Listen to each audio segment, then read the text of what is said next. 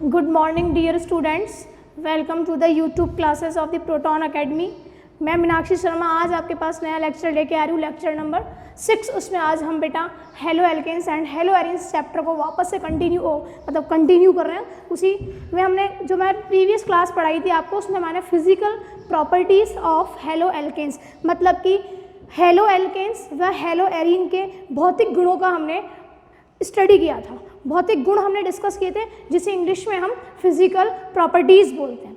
आज हम उसी फिजिकल प्रॉपर्टीज़ की अगर बात करें तो बेटा मैंने फिजिकल स्टेट जिसको भौतिक अवस्था कहते हैं, हमने boiling point and melting point, गलनांक और क्वथनांक, द्विध्रुव आघूर्ण इनकी बात कर ली थी। और शायद मैंने आपको एक क्वेश्चन भी दिया था कि बेटा अपन CCl4, CHCl3, CH2Cl2 एंड बेटा CH3Cl इसके डाइपोल मोमेंट की, इसके द्विध्रुव आघूर्ण की हम बात कर रहे थे।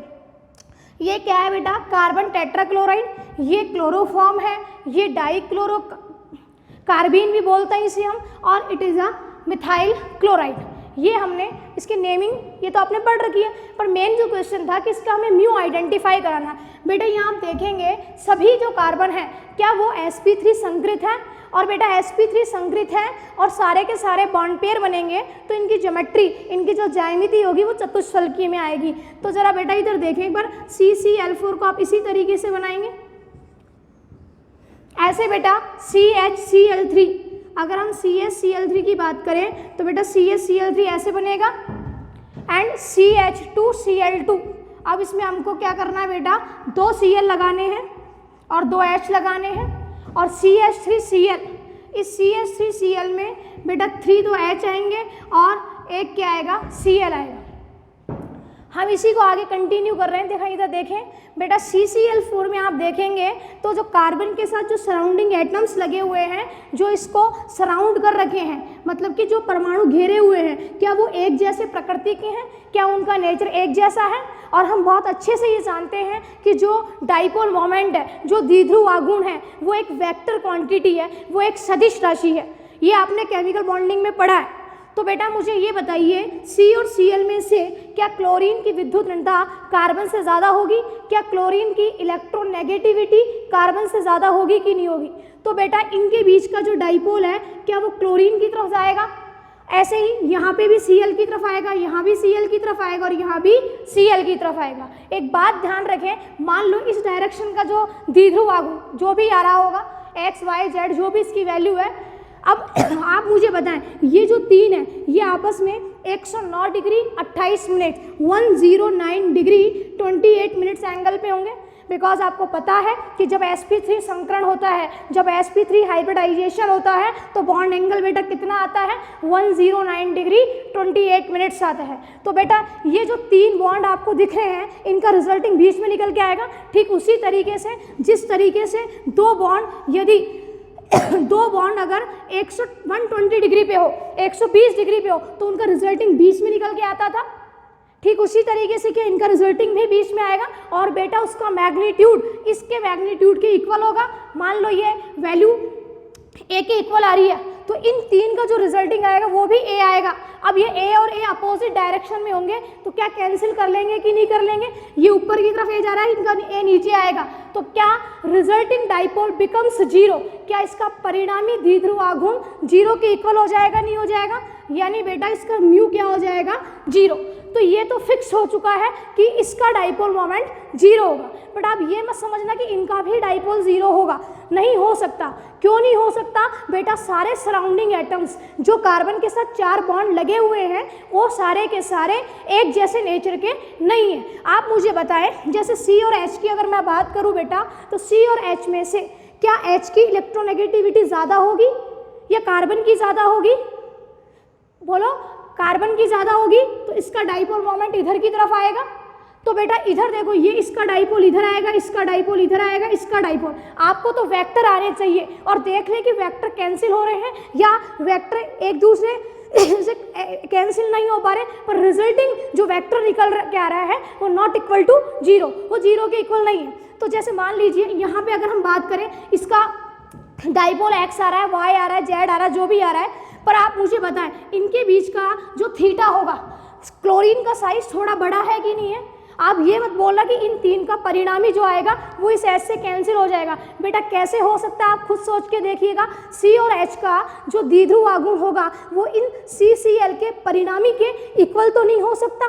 अब इक्वल नहीं हो सकता तो देखो यहाँ पे इनका हमें कंपेयर करना है। भाई इसको तो हमने बता ही दिया कि इसका डाइपोल क्या आ रहा है, 0 आ रहा है। जरा एक बार लास्ट वाले को जरा देख लीजिए, इसके अंदर क्या दिया हुआ है, CH-Cl3। तो इसका डाइपोल C की तरफ, इसका डाइपोल भी C की तरफ, इसका डाइपोल भी किसकी तरफ आएगा, C की तरफ, और इसका डाइपोल किसकी तरफ आएगा, Cl की तरफ आएगा। तो क्या रिजल्टिंग जो है वो ज़्यादा आएगा कि नहीं आएगा, बोलो आएगा कि नहीं आएगा। कार्बन की EN होती है 2.5 और हाइड्रोजन की हम कितनी लेते हैं बेटा, 2.1 लेते हैं कि नहीं लेते। जरा आप इसको ऐसे भी लिख सकते हो, देखो आपको ऐसे शायद ज़्यादा क्लियर हो जाएगा। इधर देखिए बेटा, इसको अगर हम इस तरीके से लिखें CHCl3, ये इस तरीके से लिखा है मैंने, देखो ये आपको शायद बहुत ही अच्छे से क्लियर हो पाएगा। बेटा C का EN ज़्यादा है तो डाइपोल C की तरफ गया, C का EN ज़्यादा है तो डाइपोल C की तरफ गया, C का EN ज़्यादा है तो डाइपोल C की तरफ गया। और बेटा C और Cl के बीच का, C और Cl के बीच की अगर हम बात करें तो Cl की इलेक्ट्रोनेगेटिविटी बेटा ज़्यादा होगी, तो इसका भी जो द्विध्रुव आघूर्ण आएगा, इसका भी जो डाइपोल आएगा वो Cl की तरफ आएगा। तो मुझे बताइए कि इसका जो रिजल्टिंग आया, क्या वो रिजल्टिंग एक ही डायरेक्शन में आ रहा है कि नहीं आ रहा। और जब बेटा रिजल्टिंग एक ही डायरेक्शन में आया तो म्यू तो बहुत ज़्यादा निकल के आएगा। इनमें सारे रिजल्टिंग एक ही डायरेक्शन में नहीं आएंगे। अब इनमें कैसे कंपेयर करना है, इधर देखिएगा। आप मुझे बताइए कि जब आपने केमिकल बॉन्डिंग में डाइपोल मोमेंट अगर पढ़ा है तो आपको पता होगा जो म्यू है वो थीटा के इन्वर्सली और कॉस थीटा के डायरेक्टली प्रोपोर्शनल होता था। बोलो होता था कि नहीं होता था। अब देखें इनमें Cl के जो साइज है वो थोड़े बड़े होंगे कि नहीं होंगे। बेटा ये वाला जो Cl है पीछे की तरफ है, आप इसका 3D इमेजिन करें, एक C उस पर एक H है और 3 क्या है, Cl है। ये Cl बैक पीछे की तरफ आ रहा है, टेट्राहेड्रल ज्योमेट्री जैसी होती है ना वैसे, ठीक है। अब बेटा Cl का साइज बड़ा होगा तो रिपल्सन भी ज़्यादा होगा। तो बेटा यहाँ थीटा की वैल्यू ज़्यादा होगी कि नहीं होगी। और जब थीटा थोड़ा ज़्यादा होगा तो बेटा म्यू की वैल्यू क्या हो जाएगी, कम हो जाएगी। थीटा ज़्यादा होगा तो कॉस थीटा कम होगा, और कॉस थीटा कम होगा तो म्यू भी क्या हो जाएगा बेटा, कम हो जाएगा। आपको पता है ना 3D में रिजल्टिंग वेक्टर निकालते हैं mu is equal to under root μ1 square. आपको पता है केमिकल बॉन्डिंग में आपने पढ़ रखा है μ1 square plus μ2 square plus 2μ1 μ2 cos theta. ये फॉर्मूला हम डिराइव करते थे केमिकल बॉन्डिंग के टाइम जब हम डाइपोल मोमेंट निकालते हैं किसी ट्राई एटॉमिक स्पीशीज का, किसी त्रिपरमाणवीय और यौगिक का जब हम डाइपोल निकालते थे, द्विध्रुव निकालते तब हम ये फॉर्मूला डिराइव करके लाते थे। तो इतना तो हम डिटेल में पढ़ेंगे नहीं, बस आपको ये ध्यान रखना है कि जो म्यू है वो थीटा के इन्वर्सली और कॉस थीटा के डायरेक्टली प्रोपोर्शनल होता है। बेटा तो आप मुझे ये बताएं क्या यहाँ का थीटा ज़्यादा आएगा, और देखिए यहाँ का थीटा थोड़ा कम आएगा बिकॉज हाइड्रोजन का साइज छोटा हो गया कि नहीं हो गया। तो थीटा की वैल्यू जब कम आएगी बेटा तो क्या कॉस थीटा ज़्यादा होगा कि नहीं होगा, और कॉस थीटा ज़्यादा हो गया तो बेटा म्यू की जो वैल्यू आएगी वो क्या आएगी, कम आएगी। म्यू तो सॉरी थीटा कम हो गया तो म्यू की वैल्यू थोड़ी सी क्या आ जाएगी, ज़्यादा। हम इन दोनों के कंपैरिजन की बात कर रहे हैं, और देखो वहाँ तो दोनों ही एच है तो थीटा की वैल्यू क्या होगी, और भी कम होगी। थीटा कम हुआ तो कॉस थीटा क्या हो जाएगा, ज़्यादा हो जाएगा, और कॉस थीटा अगर ज़्यादा हो गया बेटा तो म्यू की वैल्यू भी क्या हो जाएगी, ज़्यादा हो जाएगी। तो आज मेरे को लगता है कि अब शायद आपको ये एक्सप्लेनेशन क्लियर हो गया होगा, जबकि आप किसी बुक वगैरह में इनका एक्सप्लेनेशन देखेंगे तो बिल्कुल ही करेक्ट एक्सप्लेनेशन नहीं गिवन है। आपको मैंने अच्छे से 3D के अंदर बताया इसको किस तरीके से किया है। सराउंडिंग एटम सेम थे, रिजल्टिंग जो डाइपोल आया इन तीन का वो नीचे की तरफ आएगा, जो इस CCl के रिजल्टिंग CCl के डाइपोल से क्या हो जाएगा बेटा, कैंसिल हो जाएगा। ऐसे ही अगर हम इसकी बात करें CH3Cl में, इसको इस तरीके से अगर आप देखेंगे तो आई थिंक आपको बहुत ही अच्छे से ये चीज़ क्लियर हो जाएगी कि C और H के बीच में C की तरफ डाइपोल जा रहा है, इसमें भी C की तरफ, इसमें भी C की तरफ, और इसमें Cl। तो सबका जो रिजल्टिंग है क्या वो एक ही डायरेक्शन में आया, यानी सबसे ज़्यादा डाइपोल होगा CH3Cl का। अब बचे ये दो बीच वाले, जरा सुने कि C और H का जो डाइपोल है दोनों में सेम है, ठीक है बच्चा।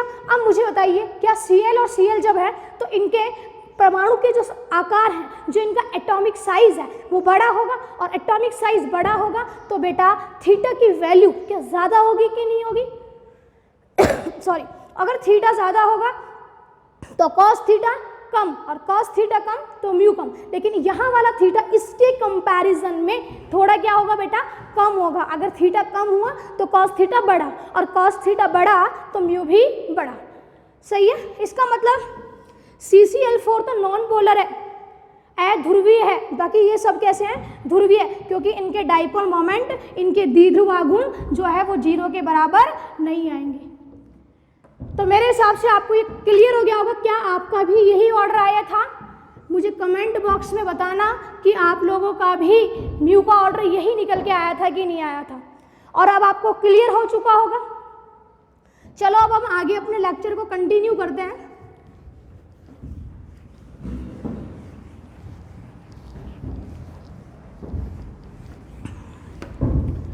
आज के लिए एक क्वेश्चन और मैं आपको दे रही हूँ डाइपोल का ही, ये भी आप खुद करके आएंगे, फिर अपन नेक्स्ट वीडियो में इसी के डाइपोल को डिस्कस करने वाले हैं। बहुत ही सिंपल सा क्वेश्चन है, बट आंसर इजीली नहीं आएगा, थोड़ा कंसेप्चुअल है, आपको ध्यान रखना है। फ्लोरोबेंजीन, क्लोरोबेंजीन, ब्रोमोबेंजीन और आयोडोबेंजीन, आपका क्वेश्चन क्या है? आपको इसका म्यू क्या करना है बेटा? आइडेंटिफाई करना है। ठीक है, अब हमने ये जो लास्ट प्रॉपर्टी बच रही थी, हमारे जो भौतिक गुण में जो लास्ट गुण बच रहा था वो था सॉल्युबिलिटी। क्या था बेटा? सॉल्युबिलिटी। सॉल्युबिलिटी को हम हिंदी में क्या कहते हैं बेटा? सॉल्युबिलिटी को हम हिंदी में कहते हैं विलेयता। जरा मुझे बताएं हम किसकी विलेयता की बात कर रहे हैं? हम हेलो एल्केन्स की सॉल्युबिलिटी की बात कर रहे हैं। बेटा हेलो एल्केन्स में एक हेलो ग्रुप होगा और एक एल्काइल ग्रुप प्रेजेंट होगा। बेटा यहाँ R पे पॉजिटिव है और X पे नेगेटिव है। ये R पॉजिटिव है, ये X नेगेटिव है ड्यू टू EN डिफरेंस, विद्युत ऋणता के अंतर की वजह से। यहाँ पे आंशिक धनावेश और यहाँ आंशिक ऋणावेश आ रहा है। यहाँ पार्शियली डबल बॉन्ड और यहाँ पार्शियली पॉजिटिव चार्ज और यहाँ पार्शियली नेगेटिव चार्ज आ रहा है। ठीक है बेटा, ऐसे एल्किल हैलाइड अगर हमने लिया है तो एल्किल हैलाइड के अणु होंगे और उन अणुओं के मध्य किसी प्रकार का आकर्षण तो होगा ही। आप मुझे बताएं, आपने जब बॉन्ड पढ़े होंगे तो ये द्विध्रुव है। द्विध्रुव का मतलब जिसपे पॉजिटिव चार्ज आ गया और एक नेगेटिव चार्ज आ गया, इसे बोलते हैं द्विध्रुव। और ये भी एक द्विध्रुव है, और द्विध्रुव के बीच में जो आकर्षण बल आएगा बेटा आप उसे क्या कहते हैं? आप कहते हैं द्विध्रुव आकर्षण बल। द्विध्रुव आकर्षण बल कहते हैं कि नहीं कहते बेटा? ये लो RX और बढ़ा लो। ठीक है बेटा, इसे इंग्लिश में हम क्या कहते हैं? बोलते हैं हम डाइपोल अट्रैक्शन। कौन सा अट्रैक्शन है बेटा? ये डाइपोल अट्रैक्शन। ठीक है बच्चों, अब हम क्या बोल रहे हैं कि इट इज़ अ पोलर। बिल्कुल सही बात है कि ये पोलर है, ये ध्रुवीय है, ये पोलर है। अब ये पोलर होने के बावजूद भी ये जल में विलय नहीं हो रहा। Although alkyl halides are polar but still are not soluble in water. फिर भी ये वाटर में सॉल्यूबल नहीं है। What is the reason? क्या कारण हो सकता है इसका? तो सुने जरा इसको। देखो अब अच्छे से क्लियर। वैसे तो आप सिंपल आंसर लिख सकते हैं कि भैया वाटर में जो डिजॉल्व नहीं होता तो हम क्या कह देते हैं कि ये हाइड्रोजन बॉन्ड नहीं बना रहा होगा, that's why it is not soluble, इसलिए ये सॉल्यूबल नहीं हो रहा होगा।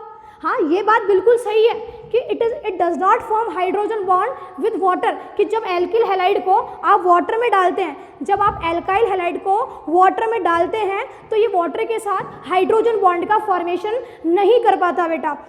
क्यों नहीं कर पाता? जरा सुने। आप मुझे बताएं, जब आप इस एल्काइल हैलाइड को वाटर में डालेंगे तो क्या वाटर के मॉलिक्यूल्स के बीच में भी अट्रैक्शन होगा? बोलो, होगा कि नहीं होगा? और वाटर के बीच में जो अट्रैक्शन होगा उस अट्रैक्शन को क्या बोलेंगे? जरा मुझे बताएंगे आप। इसे बोलेंगे हम हाइड्रोजन बॉन्ड। हाइड्रोजन बंध बोलेंगे कि नहीं बोलेंगे? Hydrogen bond. कौन सा हाइड्रोजन बॉन्ड है जरा ये बताएं मुझे। It is a intermolecular hydrogen bond, जिसको हिंदी में हम कहते हैं अंतरा अणुक हाइड्रोजन बंध। अब बताओ, जब आप इसको जल में डालोगे, जब इसको वाटर में डिसॉल्व करोगे तो ये वाले बॉन्ड्स तो टूटेंगे क्योंकि RX टूटेगा, RX जब टूटेगा तो उनके बीच कौन सा बॉन्ड ब्रेक होगा बेटा? द्विध्रुव आकर्षण बल ही टूटेगा, डाइपोल अट्रैक्शन ही टूटेगा और वाटर के जो मॉलिक्यूल्स हैं उनके बीच का भी बॉन्ड ब्रेक होगा और एक न्यू सेटअप जनरेट होगा, एक न्यू बॉन्ड की फॉर्मेशन होगी।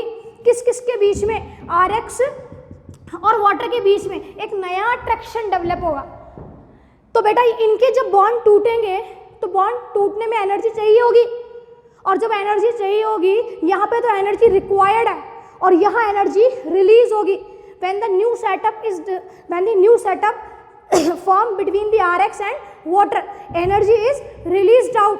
बट आप ये देखें कि इनके बॉन्ड को तोड़ने में जो एनर्जी है वो ज़्यादा है, यानी रिक्वायर्ड एनर्जी ज़्यादा दे और रिलीज्ड एनर्जी कम है, यानी जो ऊर्जा आपको देनी है ना वो तो क्या हो रही है ज़्यादा है, और निकलने वाली जो एनर्जी है, निकलने वाली जो ऊर्जा है वो क्या है? कम है। यानी कि इनका हाइड्रोजन बॉन्ड इतना स्ट्रांग नहीं बन पाता जितना कि स्ट्रांग वाटर के बीच का हाइड्रोजन बॉन्ड है। तो बेटा आपसे ये क्वेश्चन पूछा जा सकता है, although alkyl halides are polar but still are not soluble in water. यानी हिंदी में अगर हम बोले तो आपसे पूछा जाएगा कि एल्किल हैलाइड ध्रुवीय होने के बावजूद भी जल में अविलयशील है, तो आप बोलेंगे कि इन आकर्षण बल को द्विध्रुव और हाइड्रोजन बंध का आकर्षण बल तोड़ने के लिए आवश्यक ऊर्जा बहुत ज़्यादा है, रिक्वायर्ड एनर्जी ज़्यादा है। किसके कंपैरिजन में? जो new setup is formed between RX and water, there is a less amount of energy is released out. या we can also say that the new setup between RX and the water has less intermolecular hydrogen bonding than that of the water molecules। ठीक है, जब RX ही soluble नहीं हुआ तो ring लेंगे तो ring भी soluble नहीं होगी, यानी एरोएरिन्स की अगर हम बात करें। ठीक है, आप सुने बेटा, ये जो RX है ये किसमें soluble होंगे? These are soluble in organic solvents। ये कार्बनिक विलायकों में क्या हो जाते हैं? विलयशील। जैसे आप बेंजीन ले लीजिए, ईथर ले लीजिए, CCl4 ले लीजिए। क्लियर हो गया? तो सॉल्युबिलिटी का क्वेश्चन आपको क्लियर है? चाहो तो आप नोट डाल के लिख सकते हैं कि alkyl halides are not soluble in water because they don't form hydrogen bond with water. और बाकी पूरा जो क्लियर एक्सप्लेनेशन है वो मैं आपको बता चुकी हूँ कि what is the reason behind that, कि इसके पीछे क्या कारण है। सर मेरे हिसाब से ये लेक्चर जो है वो हिंदी मीडियम और इंग्लिश मीडियम दोनों के लिए ही मैं प्रॉपर लैंग्वेज यूज़ कर रही हूँ। ठीक है बेटा, ये हमारी फिजिकल प्रॉपर्टीज़ कंप्लीट हुई। अब आगे हम बात करते हैं, मैंने आपको कल ही बोला था कि बेटा हम केमिकल प्रॉपर्टीज़ पढ़ने से पहले थोड़े से हम क्वेश्चन डिस्कस कर लें। भैया हमें रिएक्शन पढ़ तो ली पर हमें प्रोडक्ट बनाना आ रहा है कि नहीं आ रहा, तो बेटा हम थोड़ा सा रिएक्शंस को देखते हैं कि कैसे रिएक्शंस के हम प्रोडक्ट डिसाइड करते हैं। तो मैं एक छोटा सा क्वेश्चन स्टार्ट करती हूँ आपके सामने। Complete the following reactions. देखो ऑर्गेनिक के क्वेश्चन छोटे से लगते हैं कि कंप्लीट द फॉलोइंग रिएक्शन। अब इसी में मैं बहुत सारे क्वेश्चन देने वाली हूँ आपको। हमें निम्न अभिक्रियाओं को क्या करना है बेटा? पूर्ण करना है। देखें जरा इधर पहला क्वेश्चन, सेकंड क्वेश्चन देखें।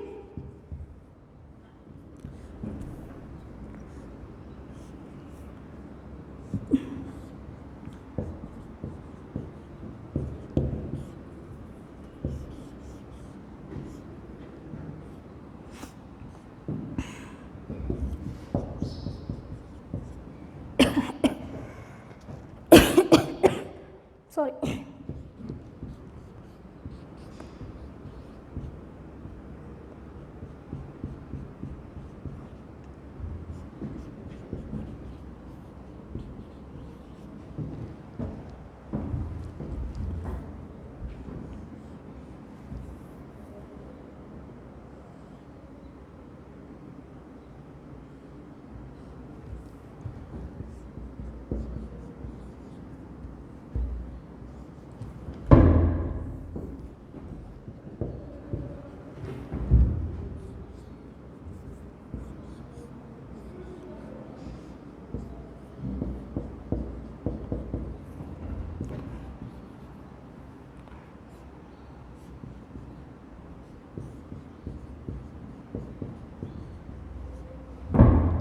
इनके प्रोडक्ट हमें डिसाइड करना है।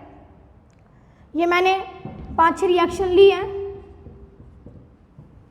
देखें इधर, पहले क्वेश्चन देखें बेटा। देखो मैंने आपको बताया था कि सबसे पहले हमारा मेन पर्पस ये होना चाहिए कि हमें रिएक्शन का टाइप फाइंड करना है, बाकी सब कुछ हमारे हाथ में होता है रिएक्शन का प्रोडक्ट डिसाइड करना। जरा बताएं, it is a alkane because all bonds are single, है ना। It is a isobutane. देखो 1 2 3 4 कार्बन है ना, 4 कार्बन है। आइसो ब्यूटेन है क्या, ये बताओ बेटा। आइसो ब्यूटेन ही तो है ये।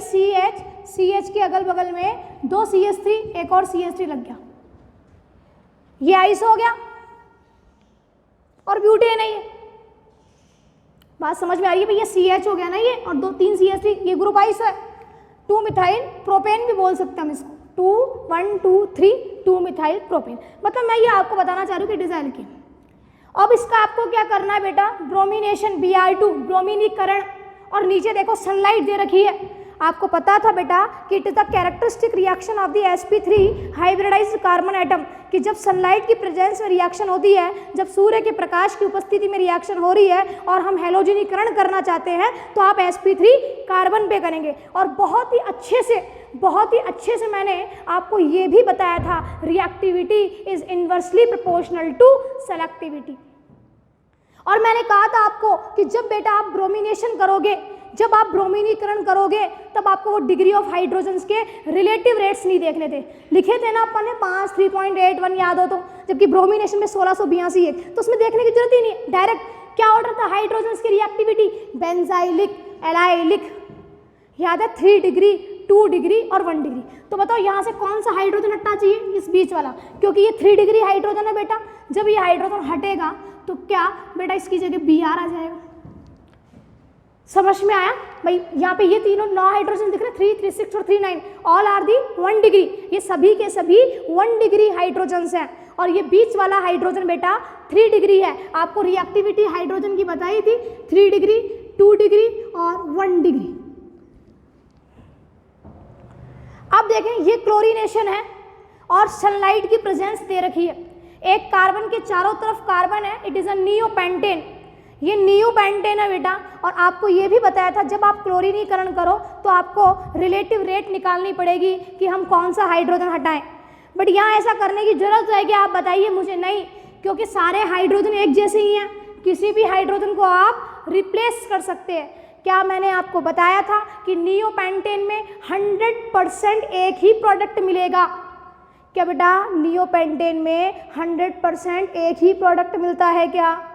तो इसमें आप एक 100% प्रोडक्ट बनाओगे तो यहाँ का H हटा दो, Cl लगा दो, ये C और CH3 CH3 CH3 C, बीच पे तो H ही, जैसे कई पागल है H लगा देते, Cl लगा देते हैं, H होना भी तो चाहिए।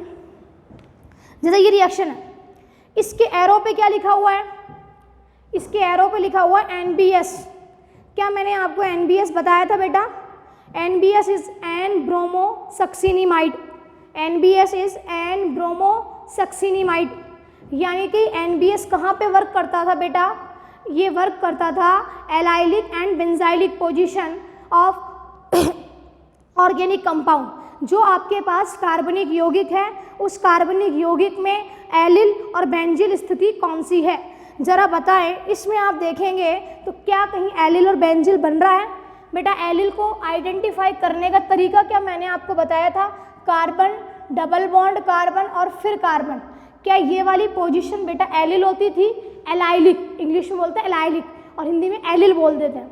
ठीक है बेटा, तो देखो कार्बन, डबल बॉन्ड कार्बन और फिर carbon, carbon, double bond carbon और फिर कार्बन, क्योंकि हमेशा जरूरी नहीं हमेशा दो ही एलाइलिक हो। यहाँ पे इधर भी है तो ये भी एलाइलिक पोजीशन है और ये भी एलाइलिक पोजीशन है। अब हमारे दिमाग में आएगा कि भैया एलिल तो 2 आ गई, यहाँ पे एलाइलिक पोजीशन तो 2 आ गई, एलिल स्थिति तो 2 आ गई, हम किस H को रिमूव करें? तो आप देखें क्या यहाँ का हाइड्रोजन हटता है तो उसकी डिग्री बेटा 3 होगी कि नहीं होगी? और बेटा यहाँ का H हटता है तो क्या इसकी डिग्री 2 होगी कि नहीं होगी? तो बताइए आप किस हाइड्रोजन को रिप्लेस करने वाले हैं? आप रिप्लेस करेंगे 3 डिग्री हाइड्रोजन को, बिकॉज 3 डिग्री हाइड्रोजन की रिएक्टिविटी ज़्यादा होती है। It is also free radical type reaction. समझ में आ रहा है बेटा? तो कौन सी स्थिति पे अटैक होना चाहिए, कौन सी पोजीशन पे अटैक होना चाहिए, तो ध्यान लगा के सुन ले एक बार सभी कि व्हेन 2 और more than 2 allyl positions are the present, जब 2 या फिर 2 से ज़्यादा भी एलिल पोजीशन दिख रही हो तो कौन सी एलिल पोजीशन, कौन सी एलाइलिक पोजीशन ज़्यादा रिएक्टिव होगी, जहाँ पे हाइड्रोजन निकल के अच्छा स्टेबल क्या बना रहा होगा, फ्री रेडिकल, मतलब 3 डिग्री 2 डिग्री और 1 डिग्री। वी कैन हमको क्या करना पड़ेगा, हमें चेक करनी पड़ेगी फ्री रेडिकल की स्टेबिलिटी। तो ये वाली भी एलिल स्थिति है और ये वाली भी एलिल स्थिति है। तो बच्चा किस एलिल वाली हाइड्रोजन को रिमूव करेंगे, इस वाले एलिल वाले हाइड्रोजन को आप रिमूव करने वाले। और जब ये हाइड्रोजन रिमूव हो गया, इसको बाद में लिख लेंगे सही से, जब ये हाइड्रोजन रिमूव हो गया तो बेटा ये जो पोर्शन है इसमें ये जो डबल बॉन्ड है ये यही है, यहाँ पे आप क्या लगा देंगे, Br। क्लियर हो गया? अब आगे देखिए बेटा, ये देखो इसे क्या बोलते हैं, आपको मैंने नेमिंग सिखाई थी, ऑर्गेनिक में हमने नेमिंग सीखी थी, इसका हमने कॉमन नेम भी किया था, IUPAC भी किया था। क्या मुझे आप इसका कॉमन नेम बता सकते हैं? इट इज़ अ स्टाइरीन, याद है आपको, स्टाइरीन। चाहो तो इंग्लिश में भी लिख लो, स्टाइरीन। तो मुझे बताएं बेटा, HCl आ गया है, HCl आ गया, तो HCl में 2 आयंस दिख रहे हैं मुझे और आपको भी, है ना, H+ और Cl-। जब एक इलेक्ट्रोफाइल और न्यूक्लियोफाइल गिवन है और देखो डबल बॉन्ड दिया हुआ है, तो क्या इलेक्ट्रोफिलिक एडिशन होगा? जब डबल बॉन्ड आ गया तो डबल बॉन्ड पे इलेक्ट्रोफिलिक एडिशन होगा कि नहीं होगा? अब उसमें से कई बच्चे ये भी तो सोच सकते हैं, जिनमें दिमाग है थोड़ा सा, कि बेंजीन में भी तो डबल बॉन्ड है, रिएक्शन वहाँ भी तो हो सकती थी, क्या इलेक्ट्रोफाइल न्यूक्लियोफाइल यहाँ भी जुड़ सकते थे ना? अरे दिमाग में तो आना ही चाहिए, क्यों नहीं हो रही? बिकॉज अगर आप बेंजीन पे, ये भी 12th में 11th में डिस्कस किया हुआ है कि अगर आप डबल बॉन्ड पे, बेंजीन के डबल बॉन्ड पे इलेक्ट्रोफिलिक एडिशन करवा दोगे तो बेंजीन का एरोमेटिक कैरेक्टर डिस्टर्ब हो जाएगा, एरोमेटिक गुण खत्म हो जाएगा इसका। इसलिए इस कार्बन डबल बॉन्ड कार्बन की रिएक्टिविटी ज़्यादा होगी, किसके कंपेयर में, बेंजीन के कंपेयर में। तो यहाँ पे H पॉजिटिव है और Cl नेगेटिव है, तो डबल बॉन्ड के एक कार्बन पे H+ जाएगा और दूसरे कार्बन पर Cl- जाएगा। क्या मैंने आपको बताया था कि प्लस माइनस लगा लेना? बताओ, प्लस इधर आना चाहिए कि इधर आना चाहिए? प्लस इधर आएगा। क्यों आएगा इधर? क्योंकि 2 डिग्री कार्बोकेटाइन बनेगा। समझ में आ रही है बात आपको? और यहाँ 2 डिग्री कार्बोकेटाइन बनेगा तो Cl- यहाँ जाएगा और H+ यहाँ जाएगा। मार्कोनिकॉफ रूल को याद कर लीजिए, positive part of attacking species, आक्रमण करने वाली जो स्पीशीज है उसका धनावेश वहाँ जाएगा जहाँ हाइड्रोजन की संख्या ज़्यादा है, जहाँ हाइड्रोजन के नंबर ज़्यादा है, और नेगेटिव वहाँ जाता है जहाँ हाइड्रोजन के नंबर कम थे। बट मैंने आपको ये बोला था कि जब क्वेश्चन में मार्कोनिकॉफ प्रोडक्ट बोला तब इस रूल को फॉलो करना, कई बार इसके चक्कर में क्वेश्चन गलत हो जाएंगे जब आपको बेचे प्रोडक्ट निकालना होगा, क्योंकि यहाँ एक मध्यवर्ती बनता है, एक इंटरमीडिएट बनता है कार्बोकेटाइन। तो आपको तो सीधा सा फॉर्मूला बताया था मैं, प्लस माइनस लगा लीजिए, और प्लस किधर की तरफ लगाएंगे आप, जिधर की तरफ क्या होगा, स्टेबल कार्ब धनायन बन रहा होगा, एक स्टेबल कार्बोकेटाइन जनरेट हो रहा होगा। तो बताओ H+ लग गया और इस पर क्या लग जाएगा, Cl-। जब बेटा इस पर Cl- लगेगा तो आपको जो प्रोडक्ट मिलेगा, क्या आपको ये प्रोडक्ट मिलने वाला है? बोलो यही मिलेगा कि नहीं मिलेगा? अब देखें 5th क्वेश्चन पे अगर हम आए तो देखो वही पावर से HCl दिया हुआ है हमें, और ये डबल बॉन्ड है कि नहीं है?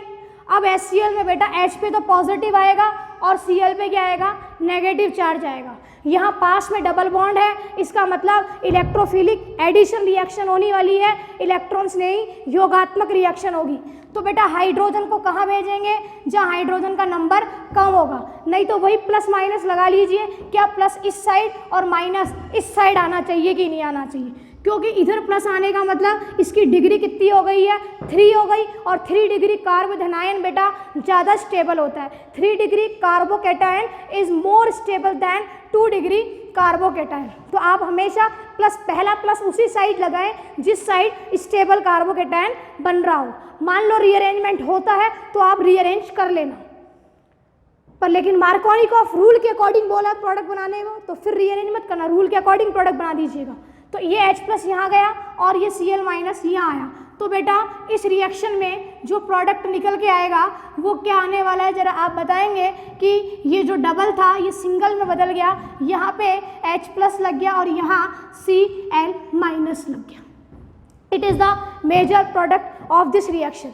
एंड लास्ट देखिए 6 नंबर का क्वेश्चन, ये एनसीईआरटी एक्सरसाइज एनसीईआरटी इंटेक्स में क्वेश्चन गिवन है, आप जरूर देखें इसको। इट इज़ अ ये अपन को डबल बॉन्ड यहाँ पे भी गिवन है और साथ में क्या दे रखा है HI। आपको पता है HI जो है वो भी एक इलेक्ट्रोफाइल और न्यूक्लियोफाइल वाली स्पीशीज है, ये एक इलेक्ट्रॉन स्नेही हो गया और ये एक नाभिक स्नेही हो गया। और रिएक्शन बेटा कहाँ होने वाली है, वही डबल बॉन्ड पे होने वाली है। आपको क्या बोला गया, पॉजिटिव नेगेटिव लगा लीजिए, बताइए पॉजिटिव इस साइड लगना चाहिए और नेगेटिव इस साइड लगना चाहिए। क्यों? क्योंकि पॉजिटिव ऊपर लगेगा तो कार्बोकैटायन 3 डिग्री बनने वाला है और 3 डिग्री बनते ही उसकी स्टेबिलिटी बेटा ज़्यादा हो जाएगी। अगर ज़्यादा हो जाएगी तो H+ कहाँ जाएगा, माइनस के पास, और माइनस कहाँ जाएगा, प्लस के पास। तो प्रोडक्ट क्या बन गया, डबल बॉन्ड तो सिंगल में कन्वर्ट हो गया ना। अरे भाई डबल बॉन्ड तो सिंगल में कन्वर्ट हो गया क्योंकि ये इलेक्ट्रॉन इधर ही तो गए होंगे पूरे, तभी तो नेगेटिव आया होगा। बोलो, तभी तो नेगेटिव आया होगा ना। तो देखो यहाँ पे क्या लगा देंगे बेटा, I लगा देंगे। ये इस रिएक्शन का मेजर प्रोडक्ट हो गया। फिर लास्ट, ये तो एक लास्ट आपने छोड़ दिया था, वो सिंपल सा था, मैंने लिखा था PH CH2 और OH, और एरो पे क्या लिखा था, SOCl2 और pyridine। बिल्कुल सिंपल सी रिएक्शन है। SOCl2 आपको मैंने बताया था बेटा, OH हटा के Cl लगाने के तरीके, PCl3 PCl5 HCl + ZnCl2 and SOCl2 thionyl chloride, जिसको हम डार्जन रिएक्शन कहते हैं। तो यहाँ से OH रिमूव हो गया और बेटा OH की जगह क्या आ जाएगा, Cl आ जाएगा। It is the product. और 2 साइड प्रोडक्ट निकलते थे, याद हो तो आपको, SO2 and HCl। These are, ये जो थे these are gases in nature. ये प्रकृति में कैसे होते हैं, गैसी होते हैं, तो वेसल से एस्केप्ड आउट हो जाएंगे। समझ में आ गया? ये क्वेश्चन हमने इसीलिए डिस्कस किए हैं क्योंकि मैंने जब आपको प्रॉपर्टीज पढ़ा दी ना, क्या बोलते प्रिपरेशंस पढ़ा दी ना, तो प्रिपरेशन से क्वेश्चन बताएं। फिर भी आप अपने अकॉर्डिंग इसकी हमें DPP या शीट्स जो है वो PDF के फॉर्म में आपको अवेलेबल करवाएंगे, आप सॉल्व करें। या फिर भी आप किसी भी टाइप की कोई ऑर्गेनिक बुक को रेफर कर रहे हैं तो आप उस बुक के ऑब्जेक्टिव क्वेश्चंस देख लीजिएगा, ठीक है। और नहीं तो अभी ये जो लेक्चर चल रहा है, इन्हीं में जो क्वेश्चंस हम लेते जा रहे हैं, उन्हीं को एक बार अपने आप प्रोडक्ट डिसाइड करके देखिएगा कि क्या हम प्रोडक्ट आइडेंटिफाई कर पा रहे हैं कि नहीं कर पा रहे हैं। देखो बेटा, ऑर्गेनिक जो केमिस्ट्री है ये बहुत ही ईजी है। हम देख के तो घबरा जाते हैं, लेकिन ऐसा इतना हार्ड नहीं है ये, क्योंकि इसमें सिर्फ पॉजिटिव और नेगेटिव का खेल है। और उसके लिए आपको प्रोडक्ट टेबल पता होनी चाहिए, क्योंकि प्रोडक्ट टेबल में पॉजिटिव और नेगेटिव अगर आपको लगाना हो गया तो फिर क्या करना है, रिएक्शन पॉजिटिव पे नेगेटिव भेजना, नेगेटिव पे पॉजिटिव भेजना, ठीक है। अब नेक्स्ट लेक्चर में हम आगे इसकी केमिकल प्रॉपर्टीज़ पढ़ेंगे।